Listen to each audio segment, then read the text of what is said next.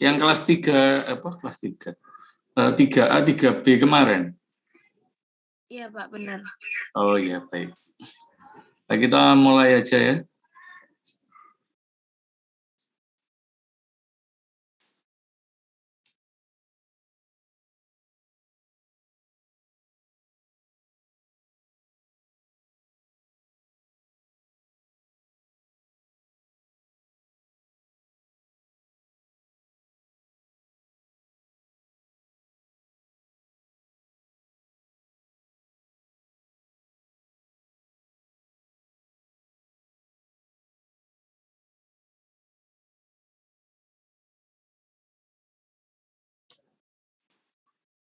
Sudah kelihatan slide-nya? Sudah, Pak. Oke, baik. Bismillahirrahmanirrahim. Assalamualaikum warahmatullahi wabarakatuh. Selamat pagi. Sekali lagi mohon maaf harus geser ke hari Sabtu, mengganggu Anda semua. Jadi ini sepertinya kemarin ada sedikit yang sudah kita kita bahas jenak. Mungkin hari ini juga enggak terlalu lama. Saya sampaikan untuk praktek-praktek di lapangannya saja. Jadi secara teorinya nanti silakan Anda boleh cari sendiri secara teorinya. Tapi praktek untuk di lapangannya ada beberapa hal yang bisa saya bagikan. Ada beberapa tips yang juga bisa kita gunakan gitu ya.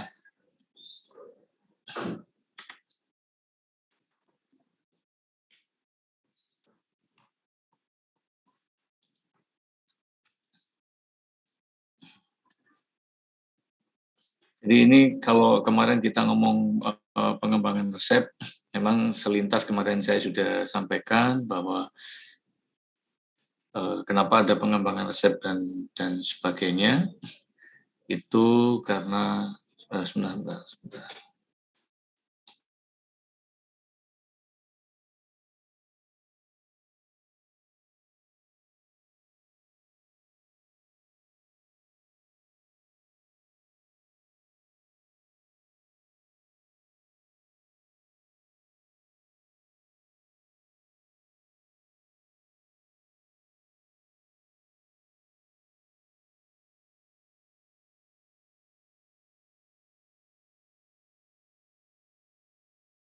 Permisi Pak Ludi, mohon maaf suaranya masih off, Pak.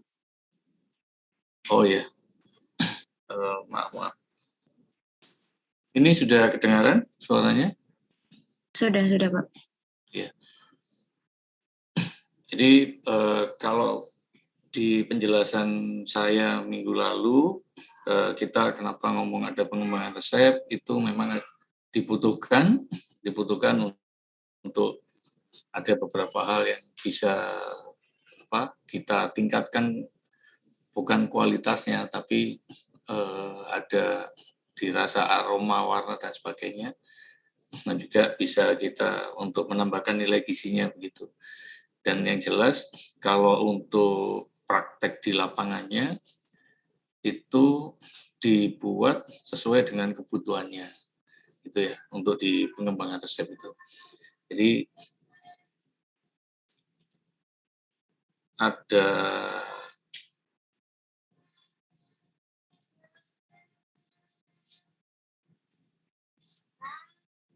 kalau kemarin saya contohkan ini gitu ya, saya contohkan ada gelato, ada es krim, kemudian saya contohkan juga ada yang dari Koni Budin waktu itu, saya contohkan, tapi untuk di rumah sakit itu malah lebih banyak pengembangan resepnya. Jadi karena disesuaikan dengan kebutuhan dari pasiennya gitu ya. Jadi contoh yang paling gampang adalah kalau kita ngomong nasi biasa begitu ya. Kalau di makanan rumah sakit makanan rumah sakit itu ada nasi biasa, nasi tim, kemudian ada bubur kasar dan bubur halus gitu ya. Nah, di situ disesuaikan dengan kebutuhan dari pasiennya. Jadi kalau pasiennya sakitnya membutuhkan untuk nasi biasa, contoh mayoritas untuk ibu yang melahirkan, kalau dia tidak mempunyai penyakit penyerta, mereka akan mengkonsumsi nasi biasa. Nah, pada saat mereka mempunyai penyakit penyertanya, seandainya ada diabetes, maka di situ sudah mulai dibutuhkan pengembangan resepnya. Jadi, sudah mulai dipakai untuk pengembangan resep tahap satunya. Itu baru kalau ada satu penyerta gitu ya. Kemudian kalau umpamanya ternyata ada penyerta yang lainnya, itu kita juga akan mengembangkan resepnya sesuai dengan kebutuhan dari pasien gitu. Lalu saya lewatin aja. Kemarin juga udah saya ini kan. Jadi nanti silakan kita diskusikan. Kemudian kalau ini maaf loncat-loncat saya. Saya masuk ke sini dulu aja. Jadi ke standar resep ini yang seperti kemarin saya sampaikan bahwa pertama kita memang harus membuat standar resep dulu. Kemudian dari kita membuat standar resep, kita baru bisa menentukan beberapa hal yang kita sudah persiapkan. Ini contoh, salah satu contoh dari standar resep itu. Jadi kalau maunya kita ngomong tentang, saya contohkan di sini nasi goreng Hongkong gitu ya. Ini contoh standar resepnya yang kita harus buat. Jadi ada itemnya, ada besaran dari gramasinya, kemudian yang sebelah untuk pricing mungkin nggak perlu dilihat ya. Itu kan yang dipakai untuk kita, kalau kita untuk menghitung unit cost-nya. Tapi kali ini kita cukup membahas di standar resepnya. Ini contoh kira-kira standar resepnya seperti ini gitu. Jadi kalau standar resepnya kita membuat nasi goreng Hongkong, itu ada telur ayam, ada ayam file, sawijo, bakso dan sebagainya gitu ya. Ini kita tulis dengan detail. Saya rasa kita semua juga paham untuk kalau harus menuliskan seperti ini. Nah, ini biasanya kita akan gunakan kalau di kebutuhan khusus di rumah sakit atau di Vaskes ya, fasilitas kesehatan begitu, kita gunakan untuk tetap bisa menghasilkan hal yang sama seperti sudah saya sampaikan di minggu lalu. Nah, dari sini setelah standar resepnya ada, ya, kalau maunya nasi goreng Hongkong itu seperti ini, kira-kira kita akan keluarannya, kita akan ambil fotonya gitu. Kita akan ambil foto tagging. Setelah kita foto, ini nanti kita cantumkan di sana bahwa nasi goreng Hongkong ini isinya apa saja, cara menatanya seperti apa, atau platingnya seperti apa. Itu seperti itu. Kemudian, apakah ini bisa langsung kita gunakan gitu? Kalau kita ngomong tentang pengembangan resepnya atau untuk keperluan di standar resep, bisa sesuai dengan kebutuhan dari para pelanggannya atau dari pasiennya. Jadi kalau kita ngomong kebutuhan pelanggan ini boleh pakai nasi goreng standar, ya udah kita berikannya yang seperti ini. Atau kalau mulai berhitung kalau punya rumah sakit yang sekarang ini kan ada BPJS dan sebagainya. Nah, di situ ada batasan tentang budgeting ya. Ada berapa biaya yang harus dikeluarkan rumah sakit itu untuk pembiayaan satu nasi goreng. Kalau memang ini seandainya untuk kelas 3 atau kelas 2 atau kelas 1 mungkin bisa seperti ini. Tapi untuk VVIP mungkin tidak bisa gitu. Nah, dari sini kita masuk ke kemudian yang di berikutnya itu masuk di pengembangan resepnya. Jadi dari resep yang standar ini tadi, nasi goreng Hongkong, kita melihat kebutuhan. Boleh kebutuhannya adalah untuk pasien atau kebutuhan secara kalau mau kita lihat, oh terlalu sederhana begitu ya, ini terlalu sederhana. Nah, kita coba kembangkan. Umpama saya memberi namanya adalah nasi goreng spesial. Hampir sama mungkin seperti tadi, cuman ada beberapa hal yang kita tambahkan. Di situ ada udang, ada sebagainya. Kalau mau kita lihat, bisa jadi seperti ini pengembangannya. Pengembangan resepnya seperti ini. Jadi lebih komplit gitu ya. Jadi ada satenya, ada ayam goreng, ada telur, ada kerupuk. Sekali lagi, kalau tidak ada penyakit penyertanya dan di catatan dari para nutrisionisnya atau dietitiannya bahwa tidak ada penyertanya dan sesuai dengan budgetingnya boleh diberikan seperti ini. Jadi kita kembangkan seperti ini. Nah, apakah bisa Pak dari menu yang standar itu kita jadikan seperti ini? Oh bisa. Ini adalah bentuk pengembangan dari standar resepnya yang awal tadi, gitu. Jadi ada seperti itu.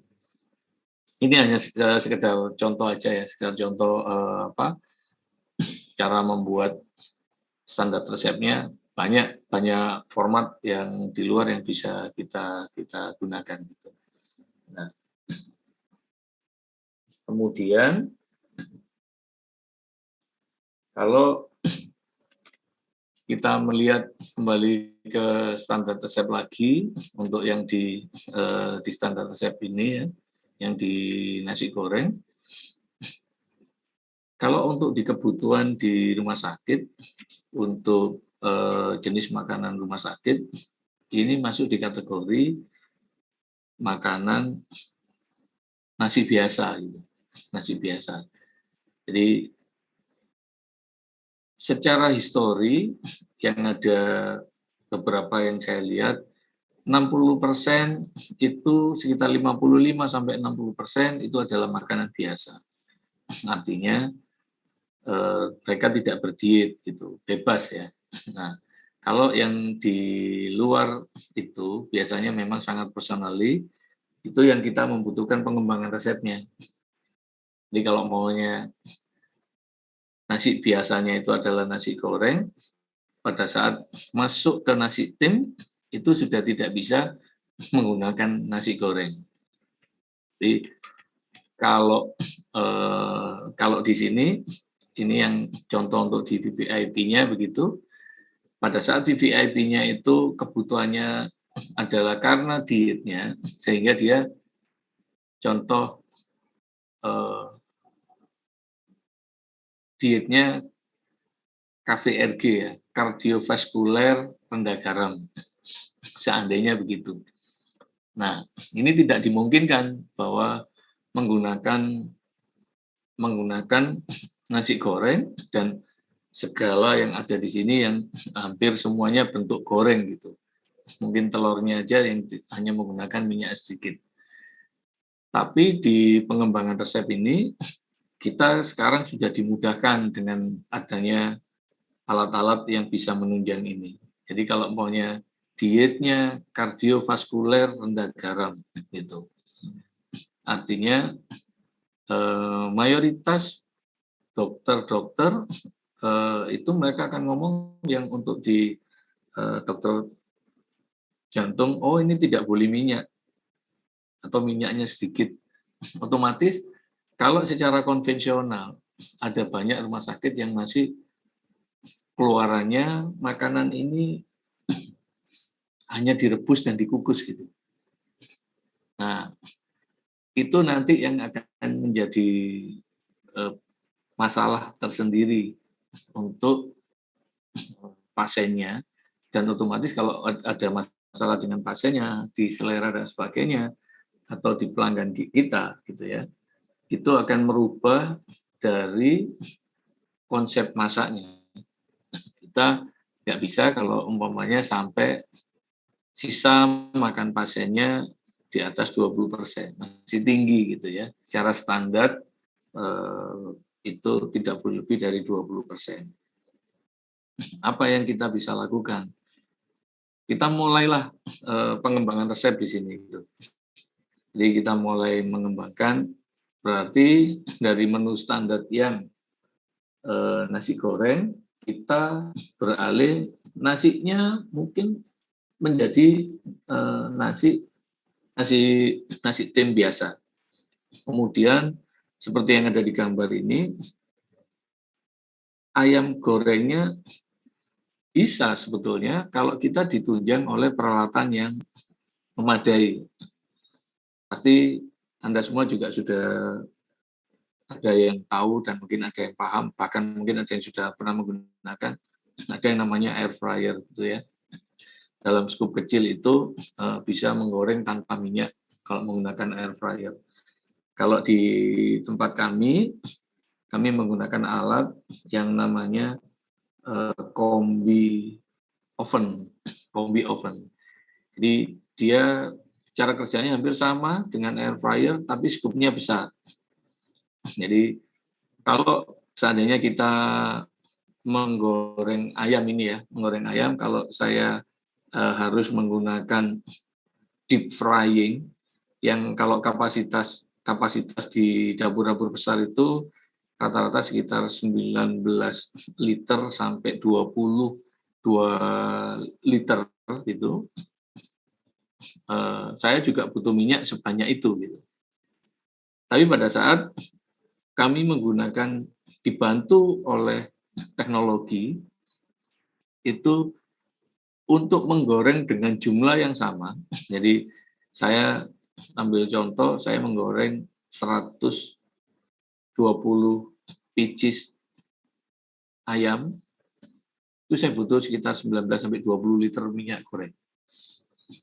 Nah, tapi kalau kita menggunakan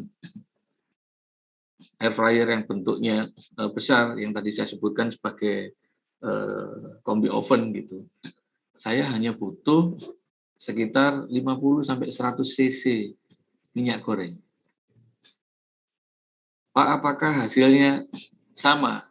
Kalau sama persis tidak, tapi bahwa mendekati dari hasil yang digoreng dengan minyak itu mendekati, warnanya bisa mendekati, kemudian kalau ngomong teksturnya agak berbeda begitu. Kalau warna masih bisa, teksturnya agak sedikit tidak kering atau enggak moist begitu.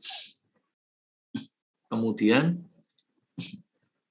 yang sangat membedakan kalau kita goreng dengan jumlah yang sama 120 pieces dengan menggunakan minyak itu saya butuh waktu 15 sampai 20 menit. Kalau menggunakan air fryer ini saya nggak butuh waktu 10 menit. Jadi sekitar 7-8 menit sudah selesai.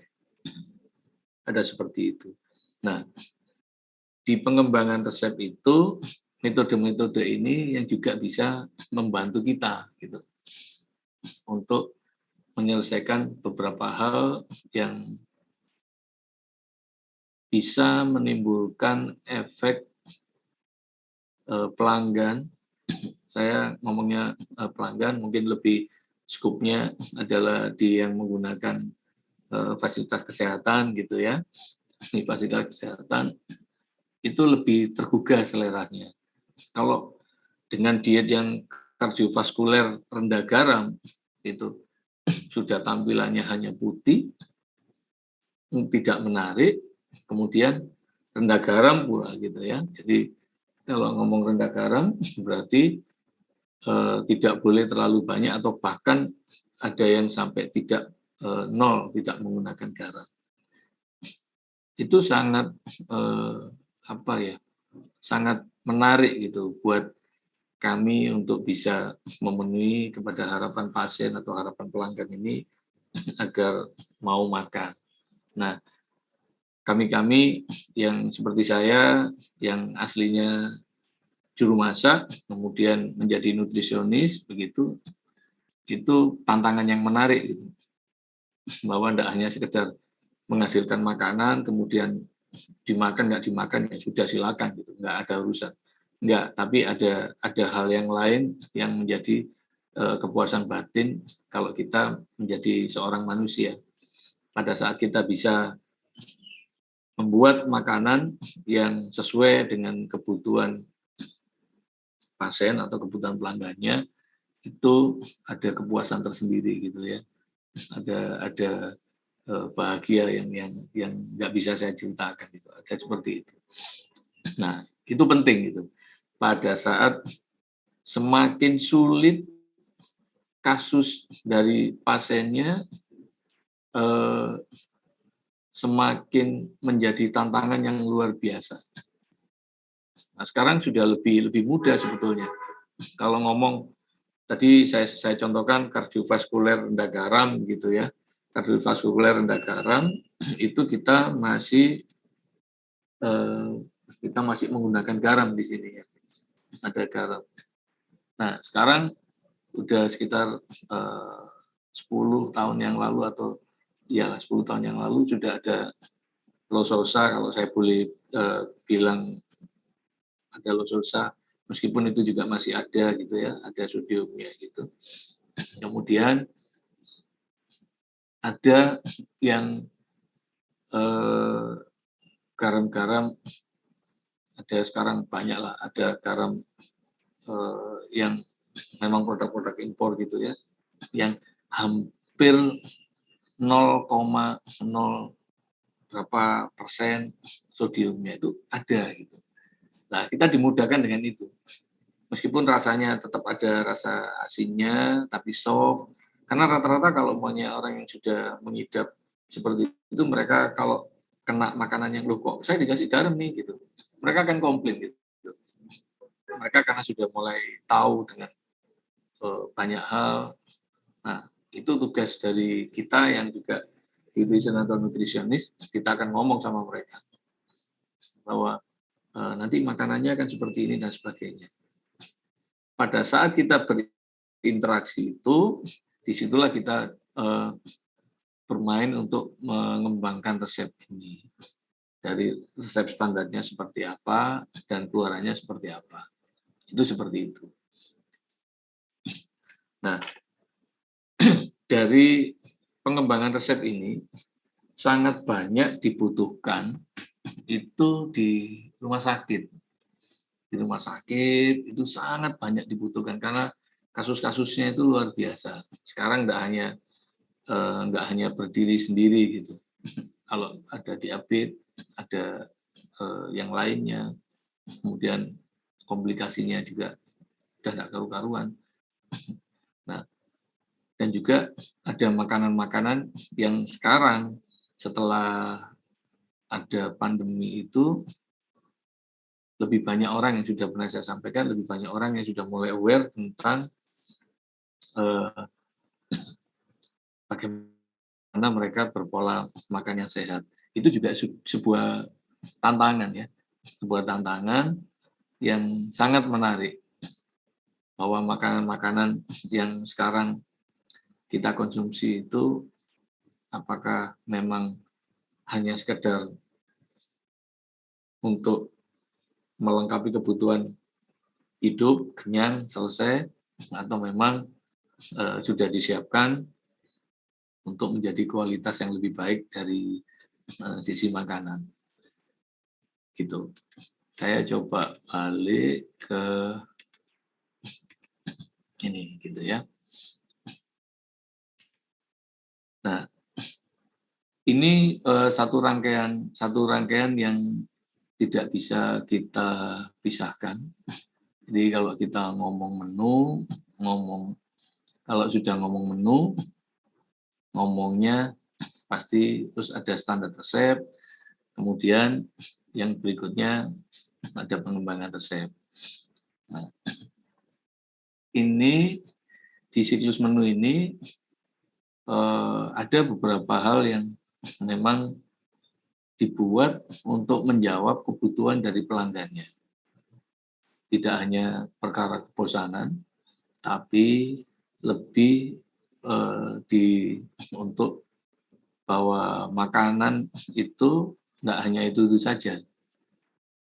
Nah, ini yang sering saya temui, bahwa perbendaharaan para nutrisionis, perbendaharaan para dietitian itu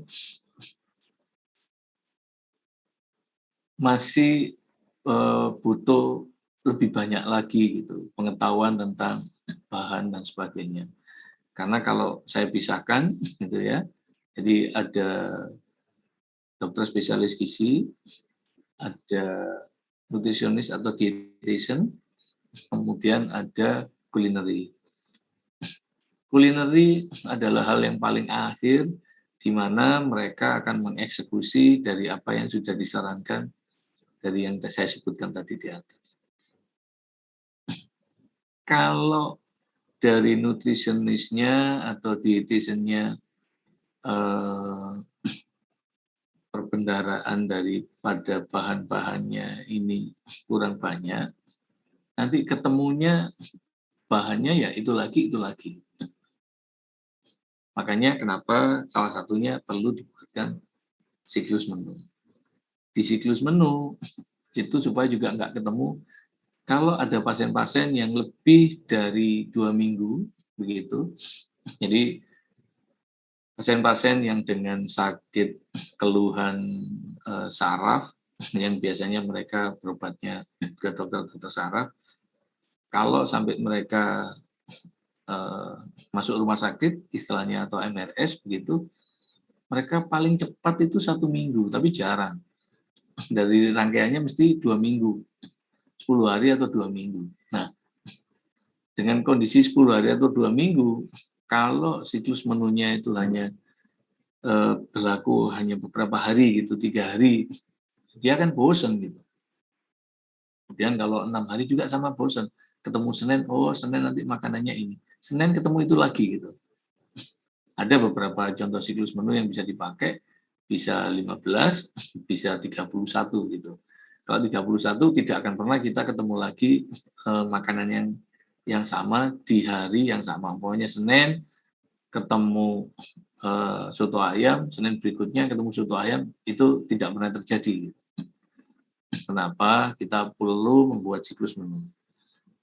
Kemudian sebelum membuat siklus menu, itu ada yang namanya master menu. Ada yang namanya master menu.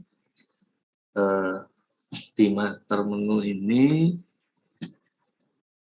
kita mencoba untuk merencanakan ini ada sekedar contoh seperti ini, kita mencoba merencanakan bahwa makan paginya ada daging, ikan, terus TKTP itu tinggi kalori, tinggi proteinnya, kita tambahin ayam, artinya pada saat ada yang TKTP itu dipastikan lauk hewaninya lebih dari 1, bisa 2, bisa 3. Nah, kalau melihat master menu ini, pagi jelas makan lauk hewani utamanya adalah daging. Kemudian siang adalah ikan. Kemudian yang sore telur. Kalau pasiennya ini adalah tinggi kalori, tinggi protein, di salah satu waktu ini akan ditambahkan satu lagi gitu. Nah, kenapa kita buat seperti ini? Enggak terus langsung kita buat, ya sudah pagi kita nggak buat master menunya, pagi ketemu telur, nanti siang ketemu telur lagi, sore ketemu telur lagi. Nah, ada seperti itu. 2 hari ya udah bosan mereka. Kalau hanya sekedar bosan aja, mungkin kita bisa siasati. Jadi kalau umpamanya seperti yang ada diet untuk apa ya, yang agak sulit itu, bukan agak sulit sih, tapi bahannya sangat terbatas. Kalau alergi, ada beberapa rumah sakit yang masih menggunakan konsep semua yang diet alergi, artinya ikan tidak boleh, ayam tidak boleh, kemudian telur tidak boleh. Nah, pagi, siang, sore daging aja. Kalau dia 10 hari di situ daging aja. Nanti alerginya membaik, ada hal yang lain nanti yang akan menjadikan dia tidak baik. Saya tetap berpedoman dengan beberapa, hampir mayoritas dosen di FKM di Prodi Gizi. Saya sepakat sama beliau-beliau bahwa tidak harus dibatasi. Jadi kalau umpamanya ngomong Prof. Bambang, Budin, atau Umami begitu ya, kalau bahwa makanan nggak boleh ini enggak, tapi saya sepakat dengan beliau-beliau bahwa diatur makanannya, diatur gramasinya, sehingga mereka masih tetap bisa makan dengan komposisi yang sudah kita siapkan. Tidak hanya lauk hewani, tapi untuk sayur pun juga hal yang sama. Jadi sering kita dengar bahwa pagi wortel, siang wortel, sore wortel, atau bahkan pagi itu apa ya namanya kalau bahasa Indonesia, labu siam. Pagi labu siam, siang labu siam, sorenya labu siam. Memang untuk kasus-kasus tertentu itu sudah ada pengelompokan bahwa sayurnya itu. Nah, kita yang di kulineri yang membuat dari master menu yang dibuat oleh para nutrisionis atau ahli gizi atau dietitiannya, kita mencoba menampilkan makanan-makanan yang dari standar resep tadi. Dari standar resep itu kita kembangkan menjadi menu-menu yang bisa baik gitu ya, yang sesuai dengan harapan pelanggannya. Ini kita bisa lihat di sini. Dan makan paginya daging, kita siapkan daging. Kemudian makan siangnya ikan, sore telur. Besoknya hari kedua udah beda lagi gitu ya. Ada ayam, ada telur, ada daging. Atau ada di beberapa tempat, kalau saya bilang pada saat kita membuat master menu ini, tetap melihat budaya makan setempat. Karena tidak bisa budaya makan yang ada di Pulau Jawa diterapkan di luar Pulau Jawa, atau sebaliknya. Mungkin bisa, tapi tidak familiar buat mereka. Dan dampaknya apa?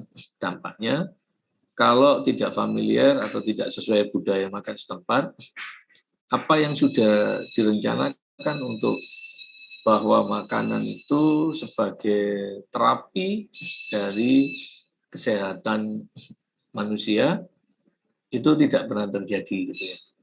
Jadi mereka pilih gak makan,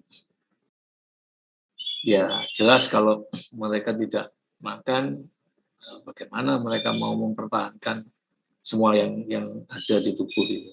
Nah, kayak seperti itu. Ini salah satu contoh master menunya. Dan Pak itu yang daging di pagi ada, di hari keempat juga daging, hari ketujuh juga daging. Ya, ini saya memberikan normatif, contoh normatifnya seperti ini. Tapi kalau kita lihat bahwa di hari pertama itu pagi daging, siang ikan, di hari keempat pagi daging, siangnya ayam. Jadi kita bisa putar-putar di situ. Kalau semakin ada banyak secara budaya makan setempat itu ada banyak gitu ya, ada banyak pilihan, ya silakan dipasang, silakan dipasang. Ikan bisa jadi kalau daerah, setahu saya daerah Blitar dan sekitarnya bahwa ikan di sana gurami banyak, bisa gitu ya.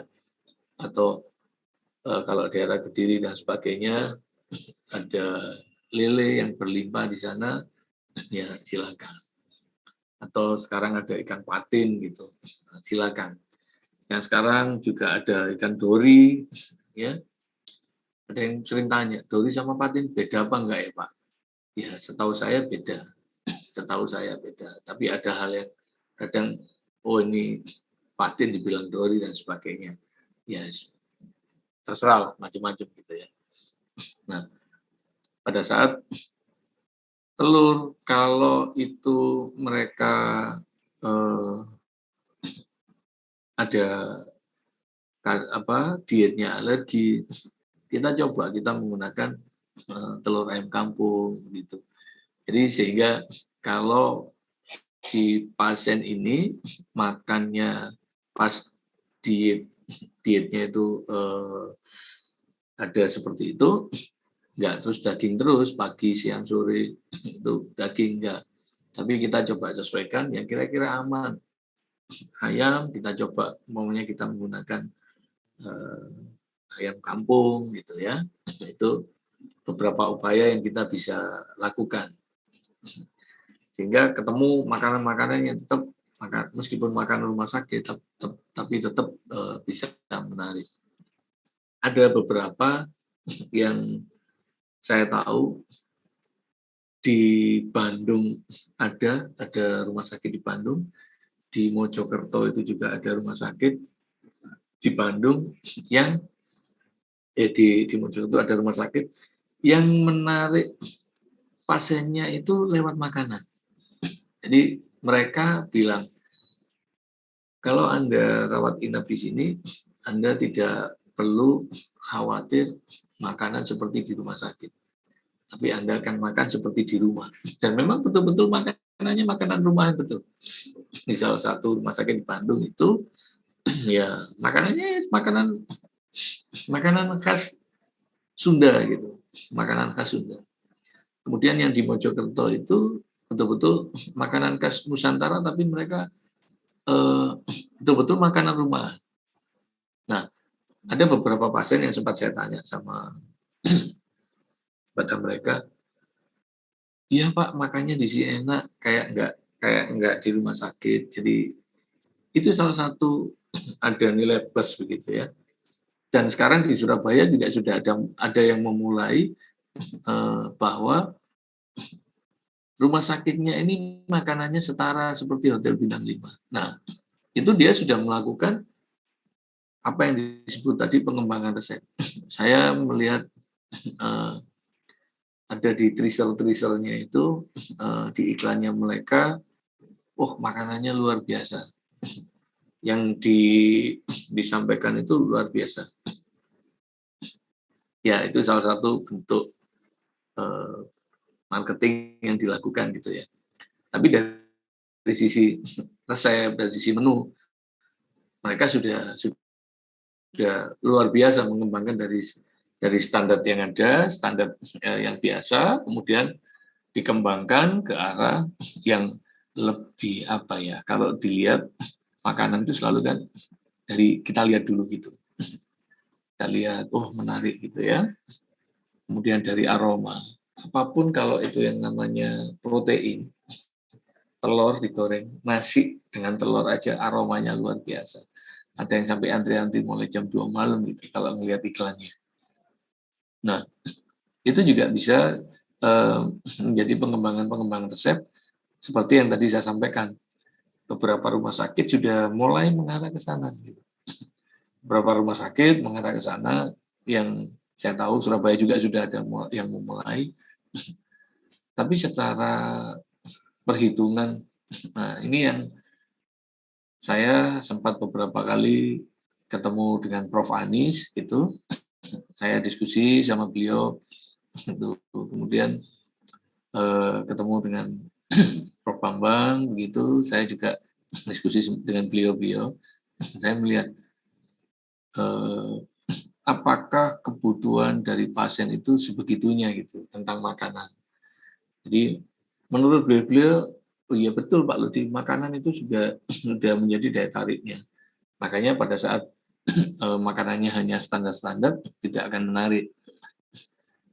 Dan menurut saya dengan ramenya kafe, dengan ramenya semua, sekarang sudah ada beberapa rumah sakit yang mulai masuk ke ranah sana.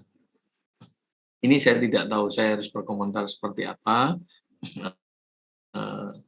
Selama tujuannya positif, menurut saya baik-baik saja. Tapi pada saat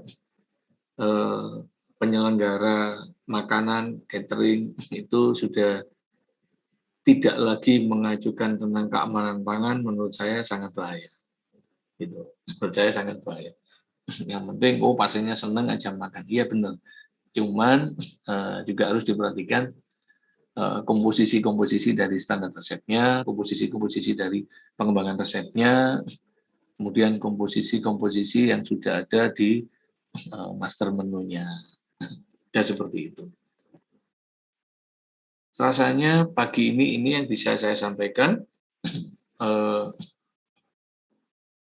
Saya minta untuk dibuat kelompok aja untuk tugas.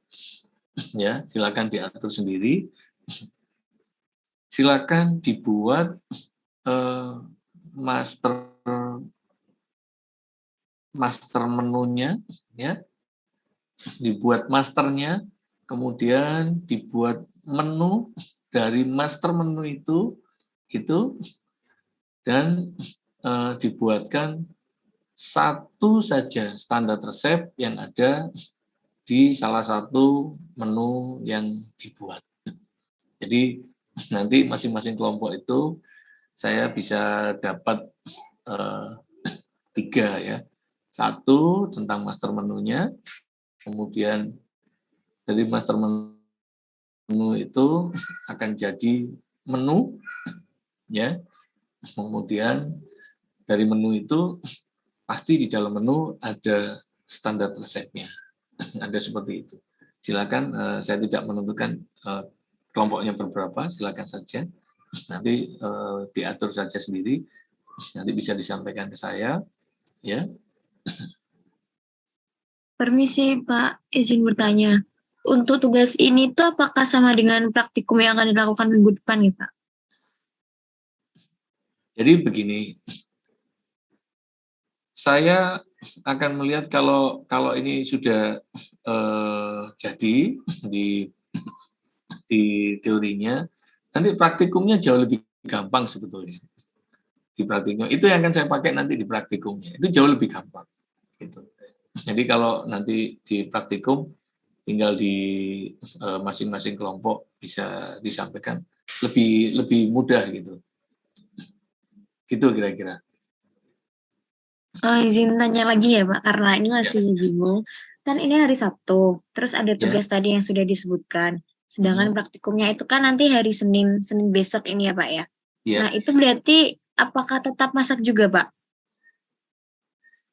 Masak. Berarti masaknya sesuai dengan standar menu yang dibuat seperti itu? Tidak. Kalau praktikum masaknya, maaf ya, saya belum dapat apakah praktikum masaknya dengan saya. setahu saya praktikum masaknya dengan Bu Feni ya? Iya, sudah selesai semua Pak untuk yang praktikum masak. Ya.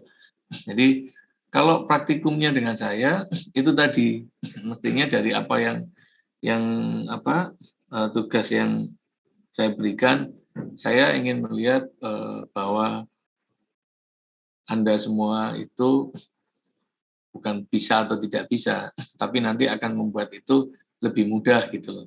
Maksud saya seperti itu.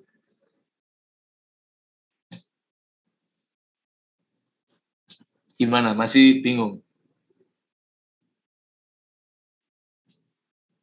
Sebentar, untuk pengumpulannya apakah Senin depan ini, Mbak? Ya, karena kan akan kita gunakan di hari Senin ya. Kita akan gunakan di hari Senin. Nggak nuntutin ya?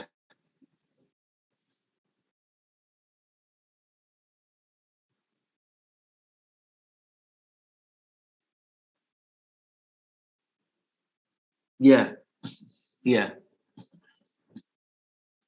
Jadi sebetulnya dengan Anda membuat tugas itu di praktikum itu sebetulnya sudah selesai gitu. Sudah nanti akan saya apa ya? Saya coba untuk berikan saya luruskan begitu. Oh, ini nggak pas gitu ya. Baik, mungkin nanti biasanya ada bahan yang sama, kemudian ada struktur warna yang tidak coklat semua. Nah, maksudnya begitu. Jadi Anda sudah siap dengan materi itu tadi, kita hanya review saja gitu. Jadi nggak usah dikumpulin, nanti kita di hari Senin itu nanti kita langsung diskusi gitu.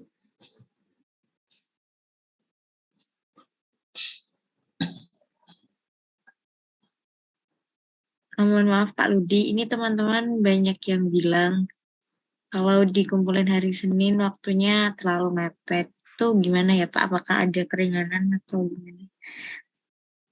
Oh iya, yang nggak apa-apa.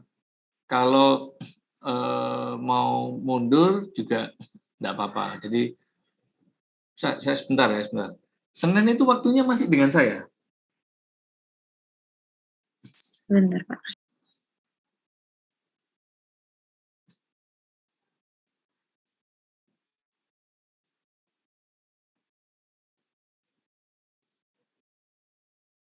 Untuk teorinya sama Bu Endah Pak. Oh iya, berarti kan nggak dengan saya kan? Iya. Ya nggak apa-apa. Boleh dikumpulkan minggu depan, silakan aja, nggak apa-apa. Nanti dari dikumpulkan itu saya bisa memberikan beberapa catatan-catatan begitu ya. Ya nggak apa-apa. Iya. Kan untuk teori sama Bu Indah, tapi untuk praktikumnya memang sama Pak Ludi begitu Pak. Di tanggal berapa ya? Hari Senin? Iya, hari Senin besok ini, tanggal 7. Hari Senin itu saya nggak bisa, saya ada dinas di luar kota ini.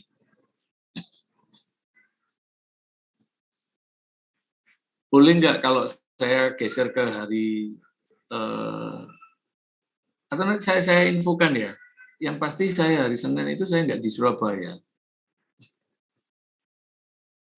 Iya Pak, nanti mungkin saya sampaikan ke Mbak Alif biar Mbak Alif juga bantu cari waktu lain. Oh iya, iya baik. Iya. Kalau untuk hari Selasanya apakah bisa Pak? Karena untuk yang kelas A itu di hari Selasa. Yang apa? Di hari Selasa? Kelas A. Kelas A. Sementara jadwal saya yang hari Senin yang saya nggak di Surabaya. Jadi untuk yang Selasa mungkin tetap dulu ya, tidak ada perubahan ya. Seperti itu. Baik Pak. Mungkin teman-teman masih ada yang ditanyain nggak?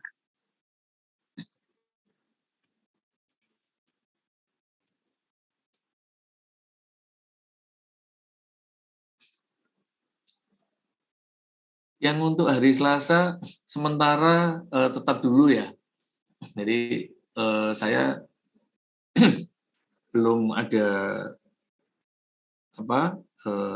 ada pergeseran jadwal, jadi menurut saya yang Selasa tetap aja dulu, nanti yang jelas sudah saya tidak di Surabaya itu hari Senin. Gitu. Ya, ada yang masih bingung di di materi kita kali ini?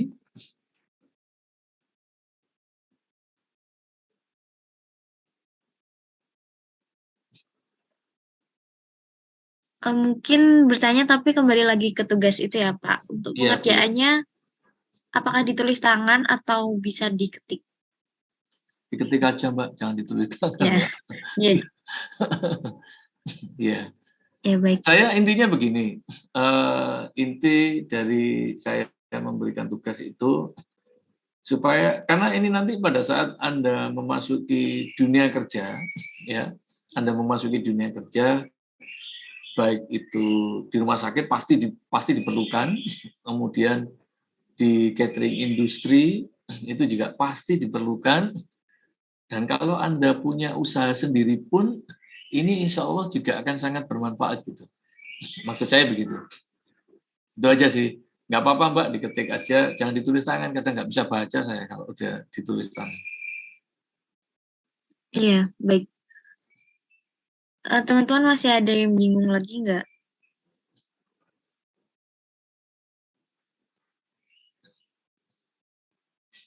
Sepertinya sudah cukup Pak Budi. Ya, baik. Kalau sudah cukup, saya terima kasih. Mohon maaf kalau ada yang tidak berkenan begitu. Ada beberapa hal yang karena keterbatasan saya harus beberapa kali mengganti jadwal dan sebagainya. Nah, tapi saya tetap usahakan supaya tetap bisa membagi pengalaman saya ke adik-adik semua, begitu. Harapannya bisa bermanfaat nanti di kemudian hari. Saya rasa itu. Sekali lagi mohon maaf, terima kasih, selamat pagi, Assalamualaikum warahmatullahi wabarakatuh. Waalaikumsalam warahmatullahi wabarakatuh. Terima kasih Pak.